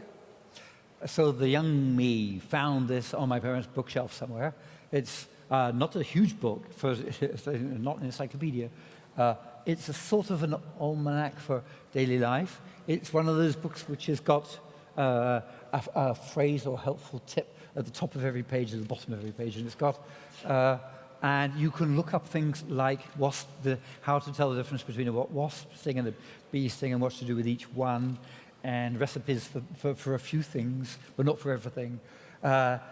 and and things about etiquette, all kinds of things. So an interesting book, but the title, of course, as well, just inquired the invitation, inquire within upon everything, that stuck. So when I was later, in 1980, when I was writing a program, not the web, like 10 years before the web, but I was already writing programs to keep track of stuff, I called the program Inquire Within. And it's interesting, the idea of a window and people looking in, the analog idea kind of is at the heart of the way the web works for many people. I've got a question from a... Yes, you shouldn't just inquire, though. You should write stuff, too. Make it a read-write web. Right. I've got a question I want to bring in at this stage from someone called Lizzie, who asked, what inspired you to study science and maths as a child? Ooh. Well, I'm afraid that's really easy. Mum and Dad, okay, were both mathematicians. They were actually really computer scientists, but computer science wasn't a thing, didn't have a name. They met actually working for the team at Ferranti, which commercialized the Manchester University Mark I computer.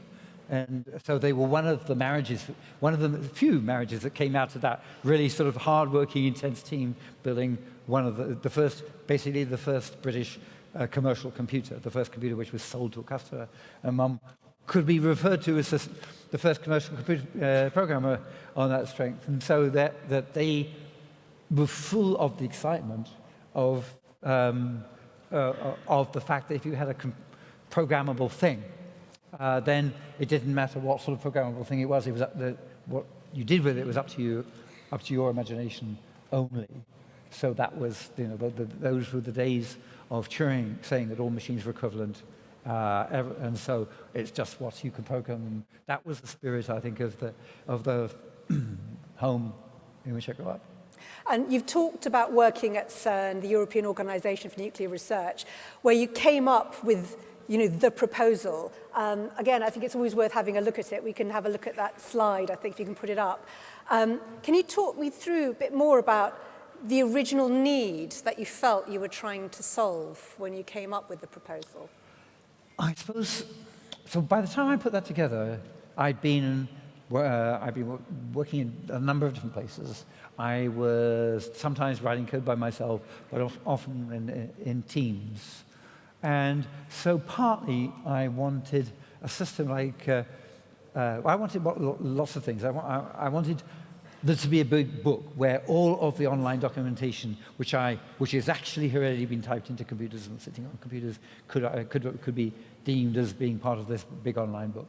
And I wanted a collaborative space too, where if I was trying to solve a problem, and I had some of the pieces of the idea in my head, and actually some of the pieces of the solution were in somebody else's head.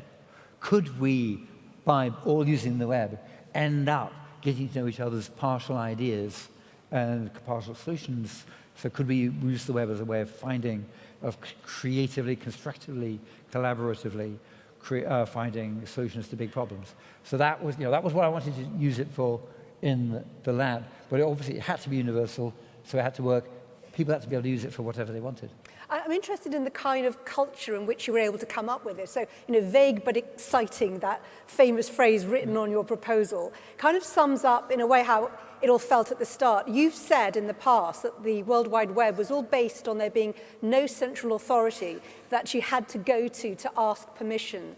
So how did that shape what was being created and how the web felt to you in those early years? So the internet, right? People say, thanks for inventing the internet. Actually, no. Vint Cerf and Company invented the internet 20 years before. So when I came along, so in 1969, different bands, different global situation, Vint Cerf and Company invented the internet. They design it as a platform. They design the internet so that if you have a computer and you connect to the internet, and somebody else has a computer and they connect to the internet, then you can write a program on one, the programs can communicate with each other, and they don't have to know anything about what happens inside. To a certain extent, the platform was opaque in that you didn't have to worry about what was inside it. It was, to a certain extent, firm in that you didn't have to worry about the thing breaking. It would either work or not. And the thing, it was a flat platform. The internet didn't have an attitude about what you should use it for. They just said any program can connect with any other program, and they can send bits to each other. Okay, that was really, really important. So it was designed physically. It was decentralized. There was no central node. So because there was no central node, there was no place where you could put a tap to turn it off at the time, and that meant there was no place I had to go to. I didn't have to go to where you said, I'm going to make a new protocol. These things are going to be talking World Wide Web. They're going to be talking HTTP. May I introduce HTTP to the central hub? No central hub. Nobody wants permissionless space. The web is supposed to be a permissionless space too. And so that the idea of permissionless space is a really important part of the internet. And we fight to keep it like that. I mean, sitting looking at the next computer you wrote it on, it's hard for those of us who can't imagine a world without it, of how you were opening up this whole kind of can of, I guess, of worms as much as a positive possibility. Let's look at it positively first, which is what has been the best surprise for you, the best unexpected consequence that's arisen through the World Wide Web? People have asked me that from the beginning, and I've never had a favorite. Sorry. There's no favorite website. There's no favorite surprise. There have been a lot of surprises. I suppose some of them have been when somebody has said, actually, I wouldn't be alive without the web, because otherwise, I did all my medical diagnostics actually using the web. Or people who said a family member wouldn't be fine. Quite a few people have said, we wouldn't be a unit, or we wouldn't be passionately enough if it wasn't for the web. And so I think I will save maybe when people say we've managed to achieve global peace and harmony and have nations talking to nations without weapons, then I'll say, okay, then you could put my favorite mark on that one. Well, we're looking at a picture of the computer now, again, with that great wording on it about do not power down. Looking back at that time, when you created the code, the decision to give the code away for free, is that a regret? Absolutely not. Because if it had been for pay, they wouldn't have taken off. We wouldn't be talking about it now. There would have been lots of, if I'd have introduced it and said, okay, this is the World Wide Web, you pay me 0.0000 cents a click, or 0.00 cents a link or something, then people would have immediately made a whole lot of different competing incompatible ones. I was asking a massive ask of everybody on the planet. I was saying, you've all got to give every document you have, you've got to give it a name which starts with HTTP. You've got to take whatever name you've got, and you've got to stick HTTP and your organization name in front of it. And you've got to run a program to make that reality. And so that is a huge ask, making everybody fit in with this naming system. Everybody they didn't all have, there were other protocols that part of HTTP, but mainly accepting HTTP. There are other formats apart from HTML, but mainly it meant accepting HTML. You can't ask all that and also say you're going to charge. Okay.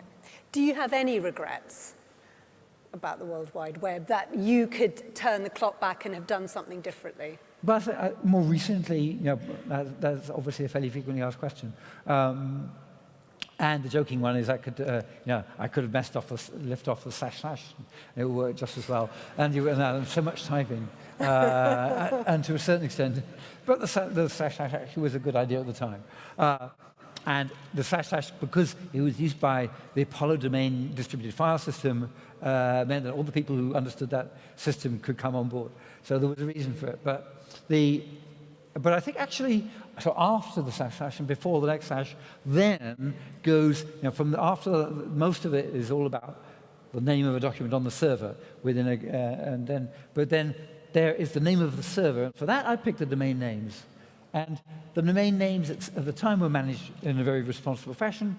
They were started off managed by John Postel, who was just a benevolent dictator who made sure that the domain name service was run responsibly, and if you needed a domain name, you could get one, and they were dished out. And then the domain name system and the US government gave it to various companies to turn it into a business. And the management of the domain name system was managed by all these companies who were making gazillions of dollars out of it. And they were making a gazillion dollars by writing programs that guess what you, the entrepreneur, were going to invent, finding the domain name, and then grabbing it, and then waiting for you to come along, see how good your idea was, and then flogging it back to you for millions, well, for typically thousands of dollars.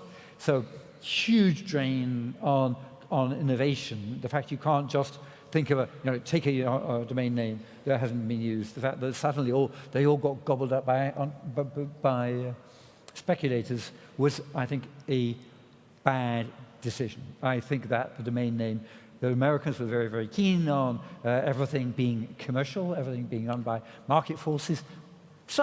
But if you have to have one centralized piece of the system, and the domain name is a centralized piece of the system, if in your system, designers out there, it's going to be centralized, it has to be run in the public interest by a very, very squeaky clean body, which is elected, with elected officials and so on, and it should be run and it should have given out or continue giving out domain names to those who deserve them for free. So, just saying, domain naming system. There are lots of people looking at how we can improve on the way that the DNS works and build much cheaper systems and so on now. Many people feel anxious, they feel helpless about the abuses of the online world, not just by big tech firms. You've written today about your concerns about some of them. What would you say to people who do feel anxious and crucially do feel helpless? They feel it's in the hands of tech companies and no one is really doing anything about it. Well, talk to family members about it who might have different solutions, because they find the people, your friends and family, who may have the same solutions, and find out whether they use the same websites and so on. For example, disclaimer, I'm an advisor to a company called MeWe, mewe.com. If you go to mewe.com, it's a social network. You can share photographs with people, you can have a discussion, you can share your calendar, you can share files, and you can collaborate. So you can do some of the things you could do on the big social networking platforms, but MeWe is one of the companies where they have a privacy bill of rights. So you don't, and in fact, so if you use MeWe, actually they don't do anything with your data at all. They respect your data. Why not? So every time there's a crisis out there of privacy, a whole bunch of people go and join MeWe. Down the road, hopefully we'll have the Solid project, hopefully will give you all kinds of new ways in which you can find people who will store your data that you trust. There will be people, the Solid project, compatible servers will give you complete control over who access your data. It's not ready yet. Do contact me if you're a developer, but not if you're a user, because we need help getting the open source stuff on. So yeah, there will be, down the road, there will be more and more solutions, but right now, partly, you can choose. You don't have to all use the same social network. If you're not sure about what goes on, if you feel that your social network is too opaque and you don't really understand what's going on, then call for social networks to be less opaque. Like the Web Foundation is calling for the algorithms which determine what you fed as news. Obviously, as you pick up a news feed, there you are. Suddenly, your view of the world is being dictated by an algorithm. So what's wrong with this picture? Obviously, you should be able to go to the person who runs that algorithm and ask them to cough up. Tell them, okay, what determines what I see, what news I see in the morning? Because actually, that kind of determines where I vote, what I study, and what all kinds of things about my life. Are you worried about the end of net neutrality in the United States? I'm a bit worried about the end of neutrality in the United States. If you think this country is politically is just in a ridiculous situation. Well, the United States is in a particular situation in some ways as well. And so with both houses sort of locked against each other and Congress locked against the president, the president of the United States decided that he would deliberately put in a chairman of the Federal Communications Commission who would roll back net neutrality laws. There's been a huge amount of challenge to that, to a certain extent. Internet service providers who actually really violate net neutrality by slowing down, deliberately slowing down packets going to particular political parties or particular commercial customers or commercial partners, obviously will get in a huge amount of trouble.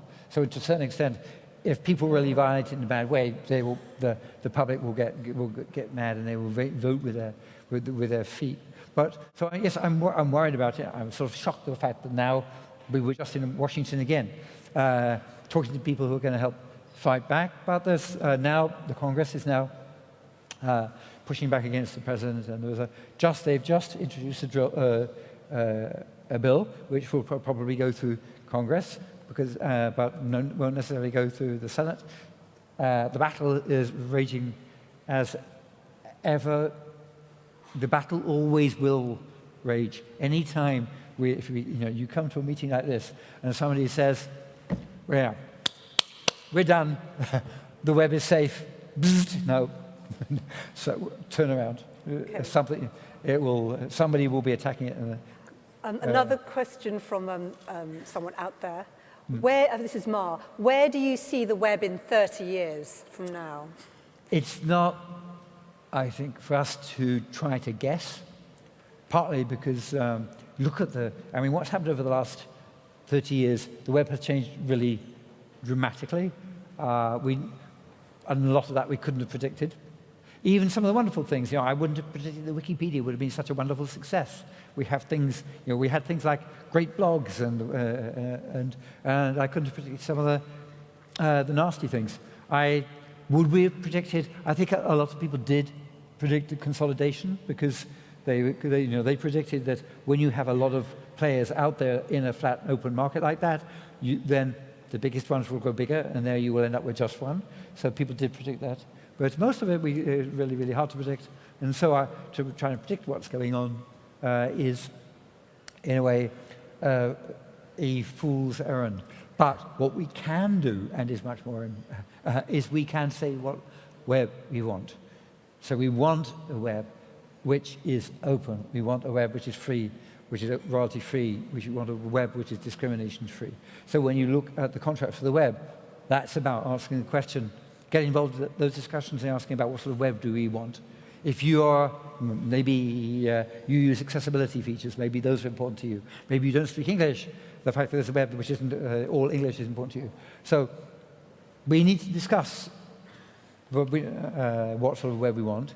And I think some of it, I would like it to be like today's web, but with a lot of things fixed. And also I'd like it to be one where we not only have things like Wikipedia and great blogs which have which bring you pretty good quality information. I also think I like to see websites where people in 30 years' time have great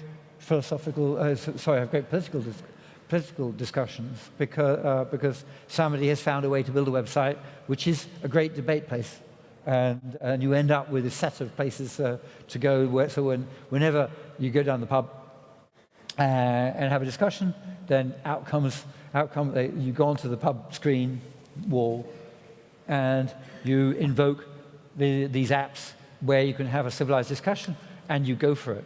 And the thing immediately pulls out some of your untruths. You slipped into conversation, you lose, they go, and you end up having a great settling the argument, figuring out how to run the country, figuring out how to run the world. We needed this in Britain 2 years ago.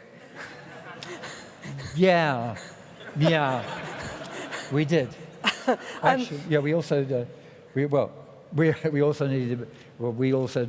not need Article 50, because I think Article 50 was a really bad design. Just talking about protocol designs, one of the things that might come out of if if you like, if you design a system where people could design political processes, then hopefully they would not have come up with Article 50. If you look at the way Article 50 was produced, it was deliberately done in order to make British people look stupid. Okay, what's wrong with this picture? So, yeah. It's such a shame that Theresa May wasn't at number 10 when you went for that meeting today. Where was she?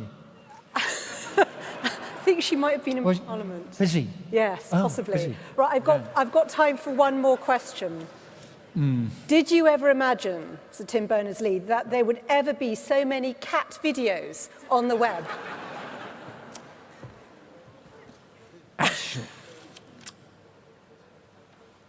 I've never told anybody this, but that was the plan all along.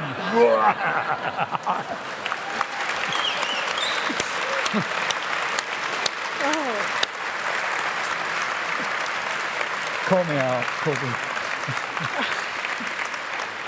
I think we might be at that point in the evening where we need to take a selfie.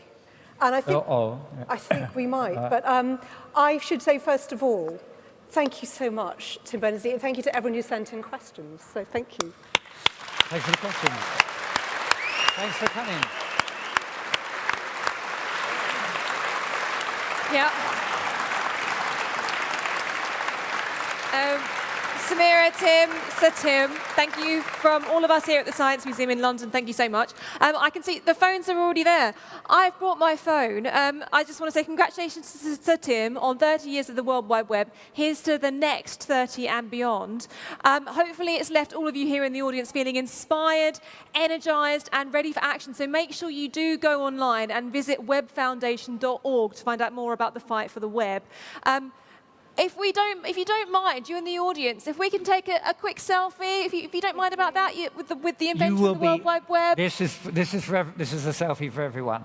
All right. So if you don't want to be in it, you'll have to contact the Science Museum afterwards, and we're going to go into the middle. Pixels removed. So if you could smile, look impressed. We've got some backup. All right. Now, here we go. This is where we can see who's taken too many selfies in their life. Right. I'm going to do the room. Get the balcony. You need to get everybody at the back as well. Yeah. There you go. Tricky, isn't it? Right. Yes. We can You've taken too many selfies. I have taken too many selfies. Guilty. So if you want to take a selfie with us, with Sir Tim, you can all... Absolutely. Everyone here in the audience, if you can't to do hear, it starting now. You've been a very good audience. I You've will been turn on your around phones for for the best part of an hour. All right. Whose idea was So this? we're going to Silly photobomb your selfie. all right. Yes. All right. I think we need to look up here as well. Let's do the room. Right, let's just do that one first. Right. This is your chance. Let's do a wave. Okay. You ready? We're going to look around this way. We're going to do a wave of looking around the room for the selfies. Right. All right. And then you're the main event. I'll stand over here. A balcony wave. Balcony. Hey, balcony. If you want selfies, you have to turn around and be in it. That's how it works. I have taken a few too many in my time. Instructions on the Science will be on the Science Museum website tomorrow. Oh, God. For those who... Well, I'll let you take as many selfies with Sir Tim photobombing as you like, but for now, that is just about all we have time for tonight. Before we bring the curtain down, there's just enough time to do a huge thank you to all of our speakers tonight. Imogen Heap, Roya Mahboob, Taylor Wilson, Matt Britton, Dr. Anne-Marie Imafidon MBE, Sadiq Khan, Samira Ahmed, and of course, Sir Tim Berners-Lee.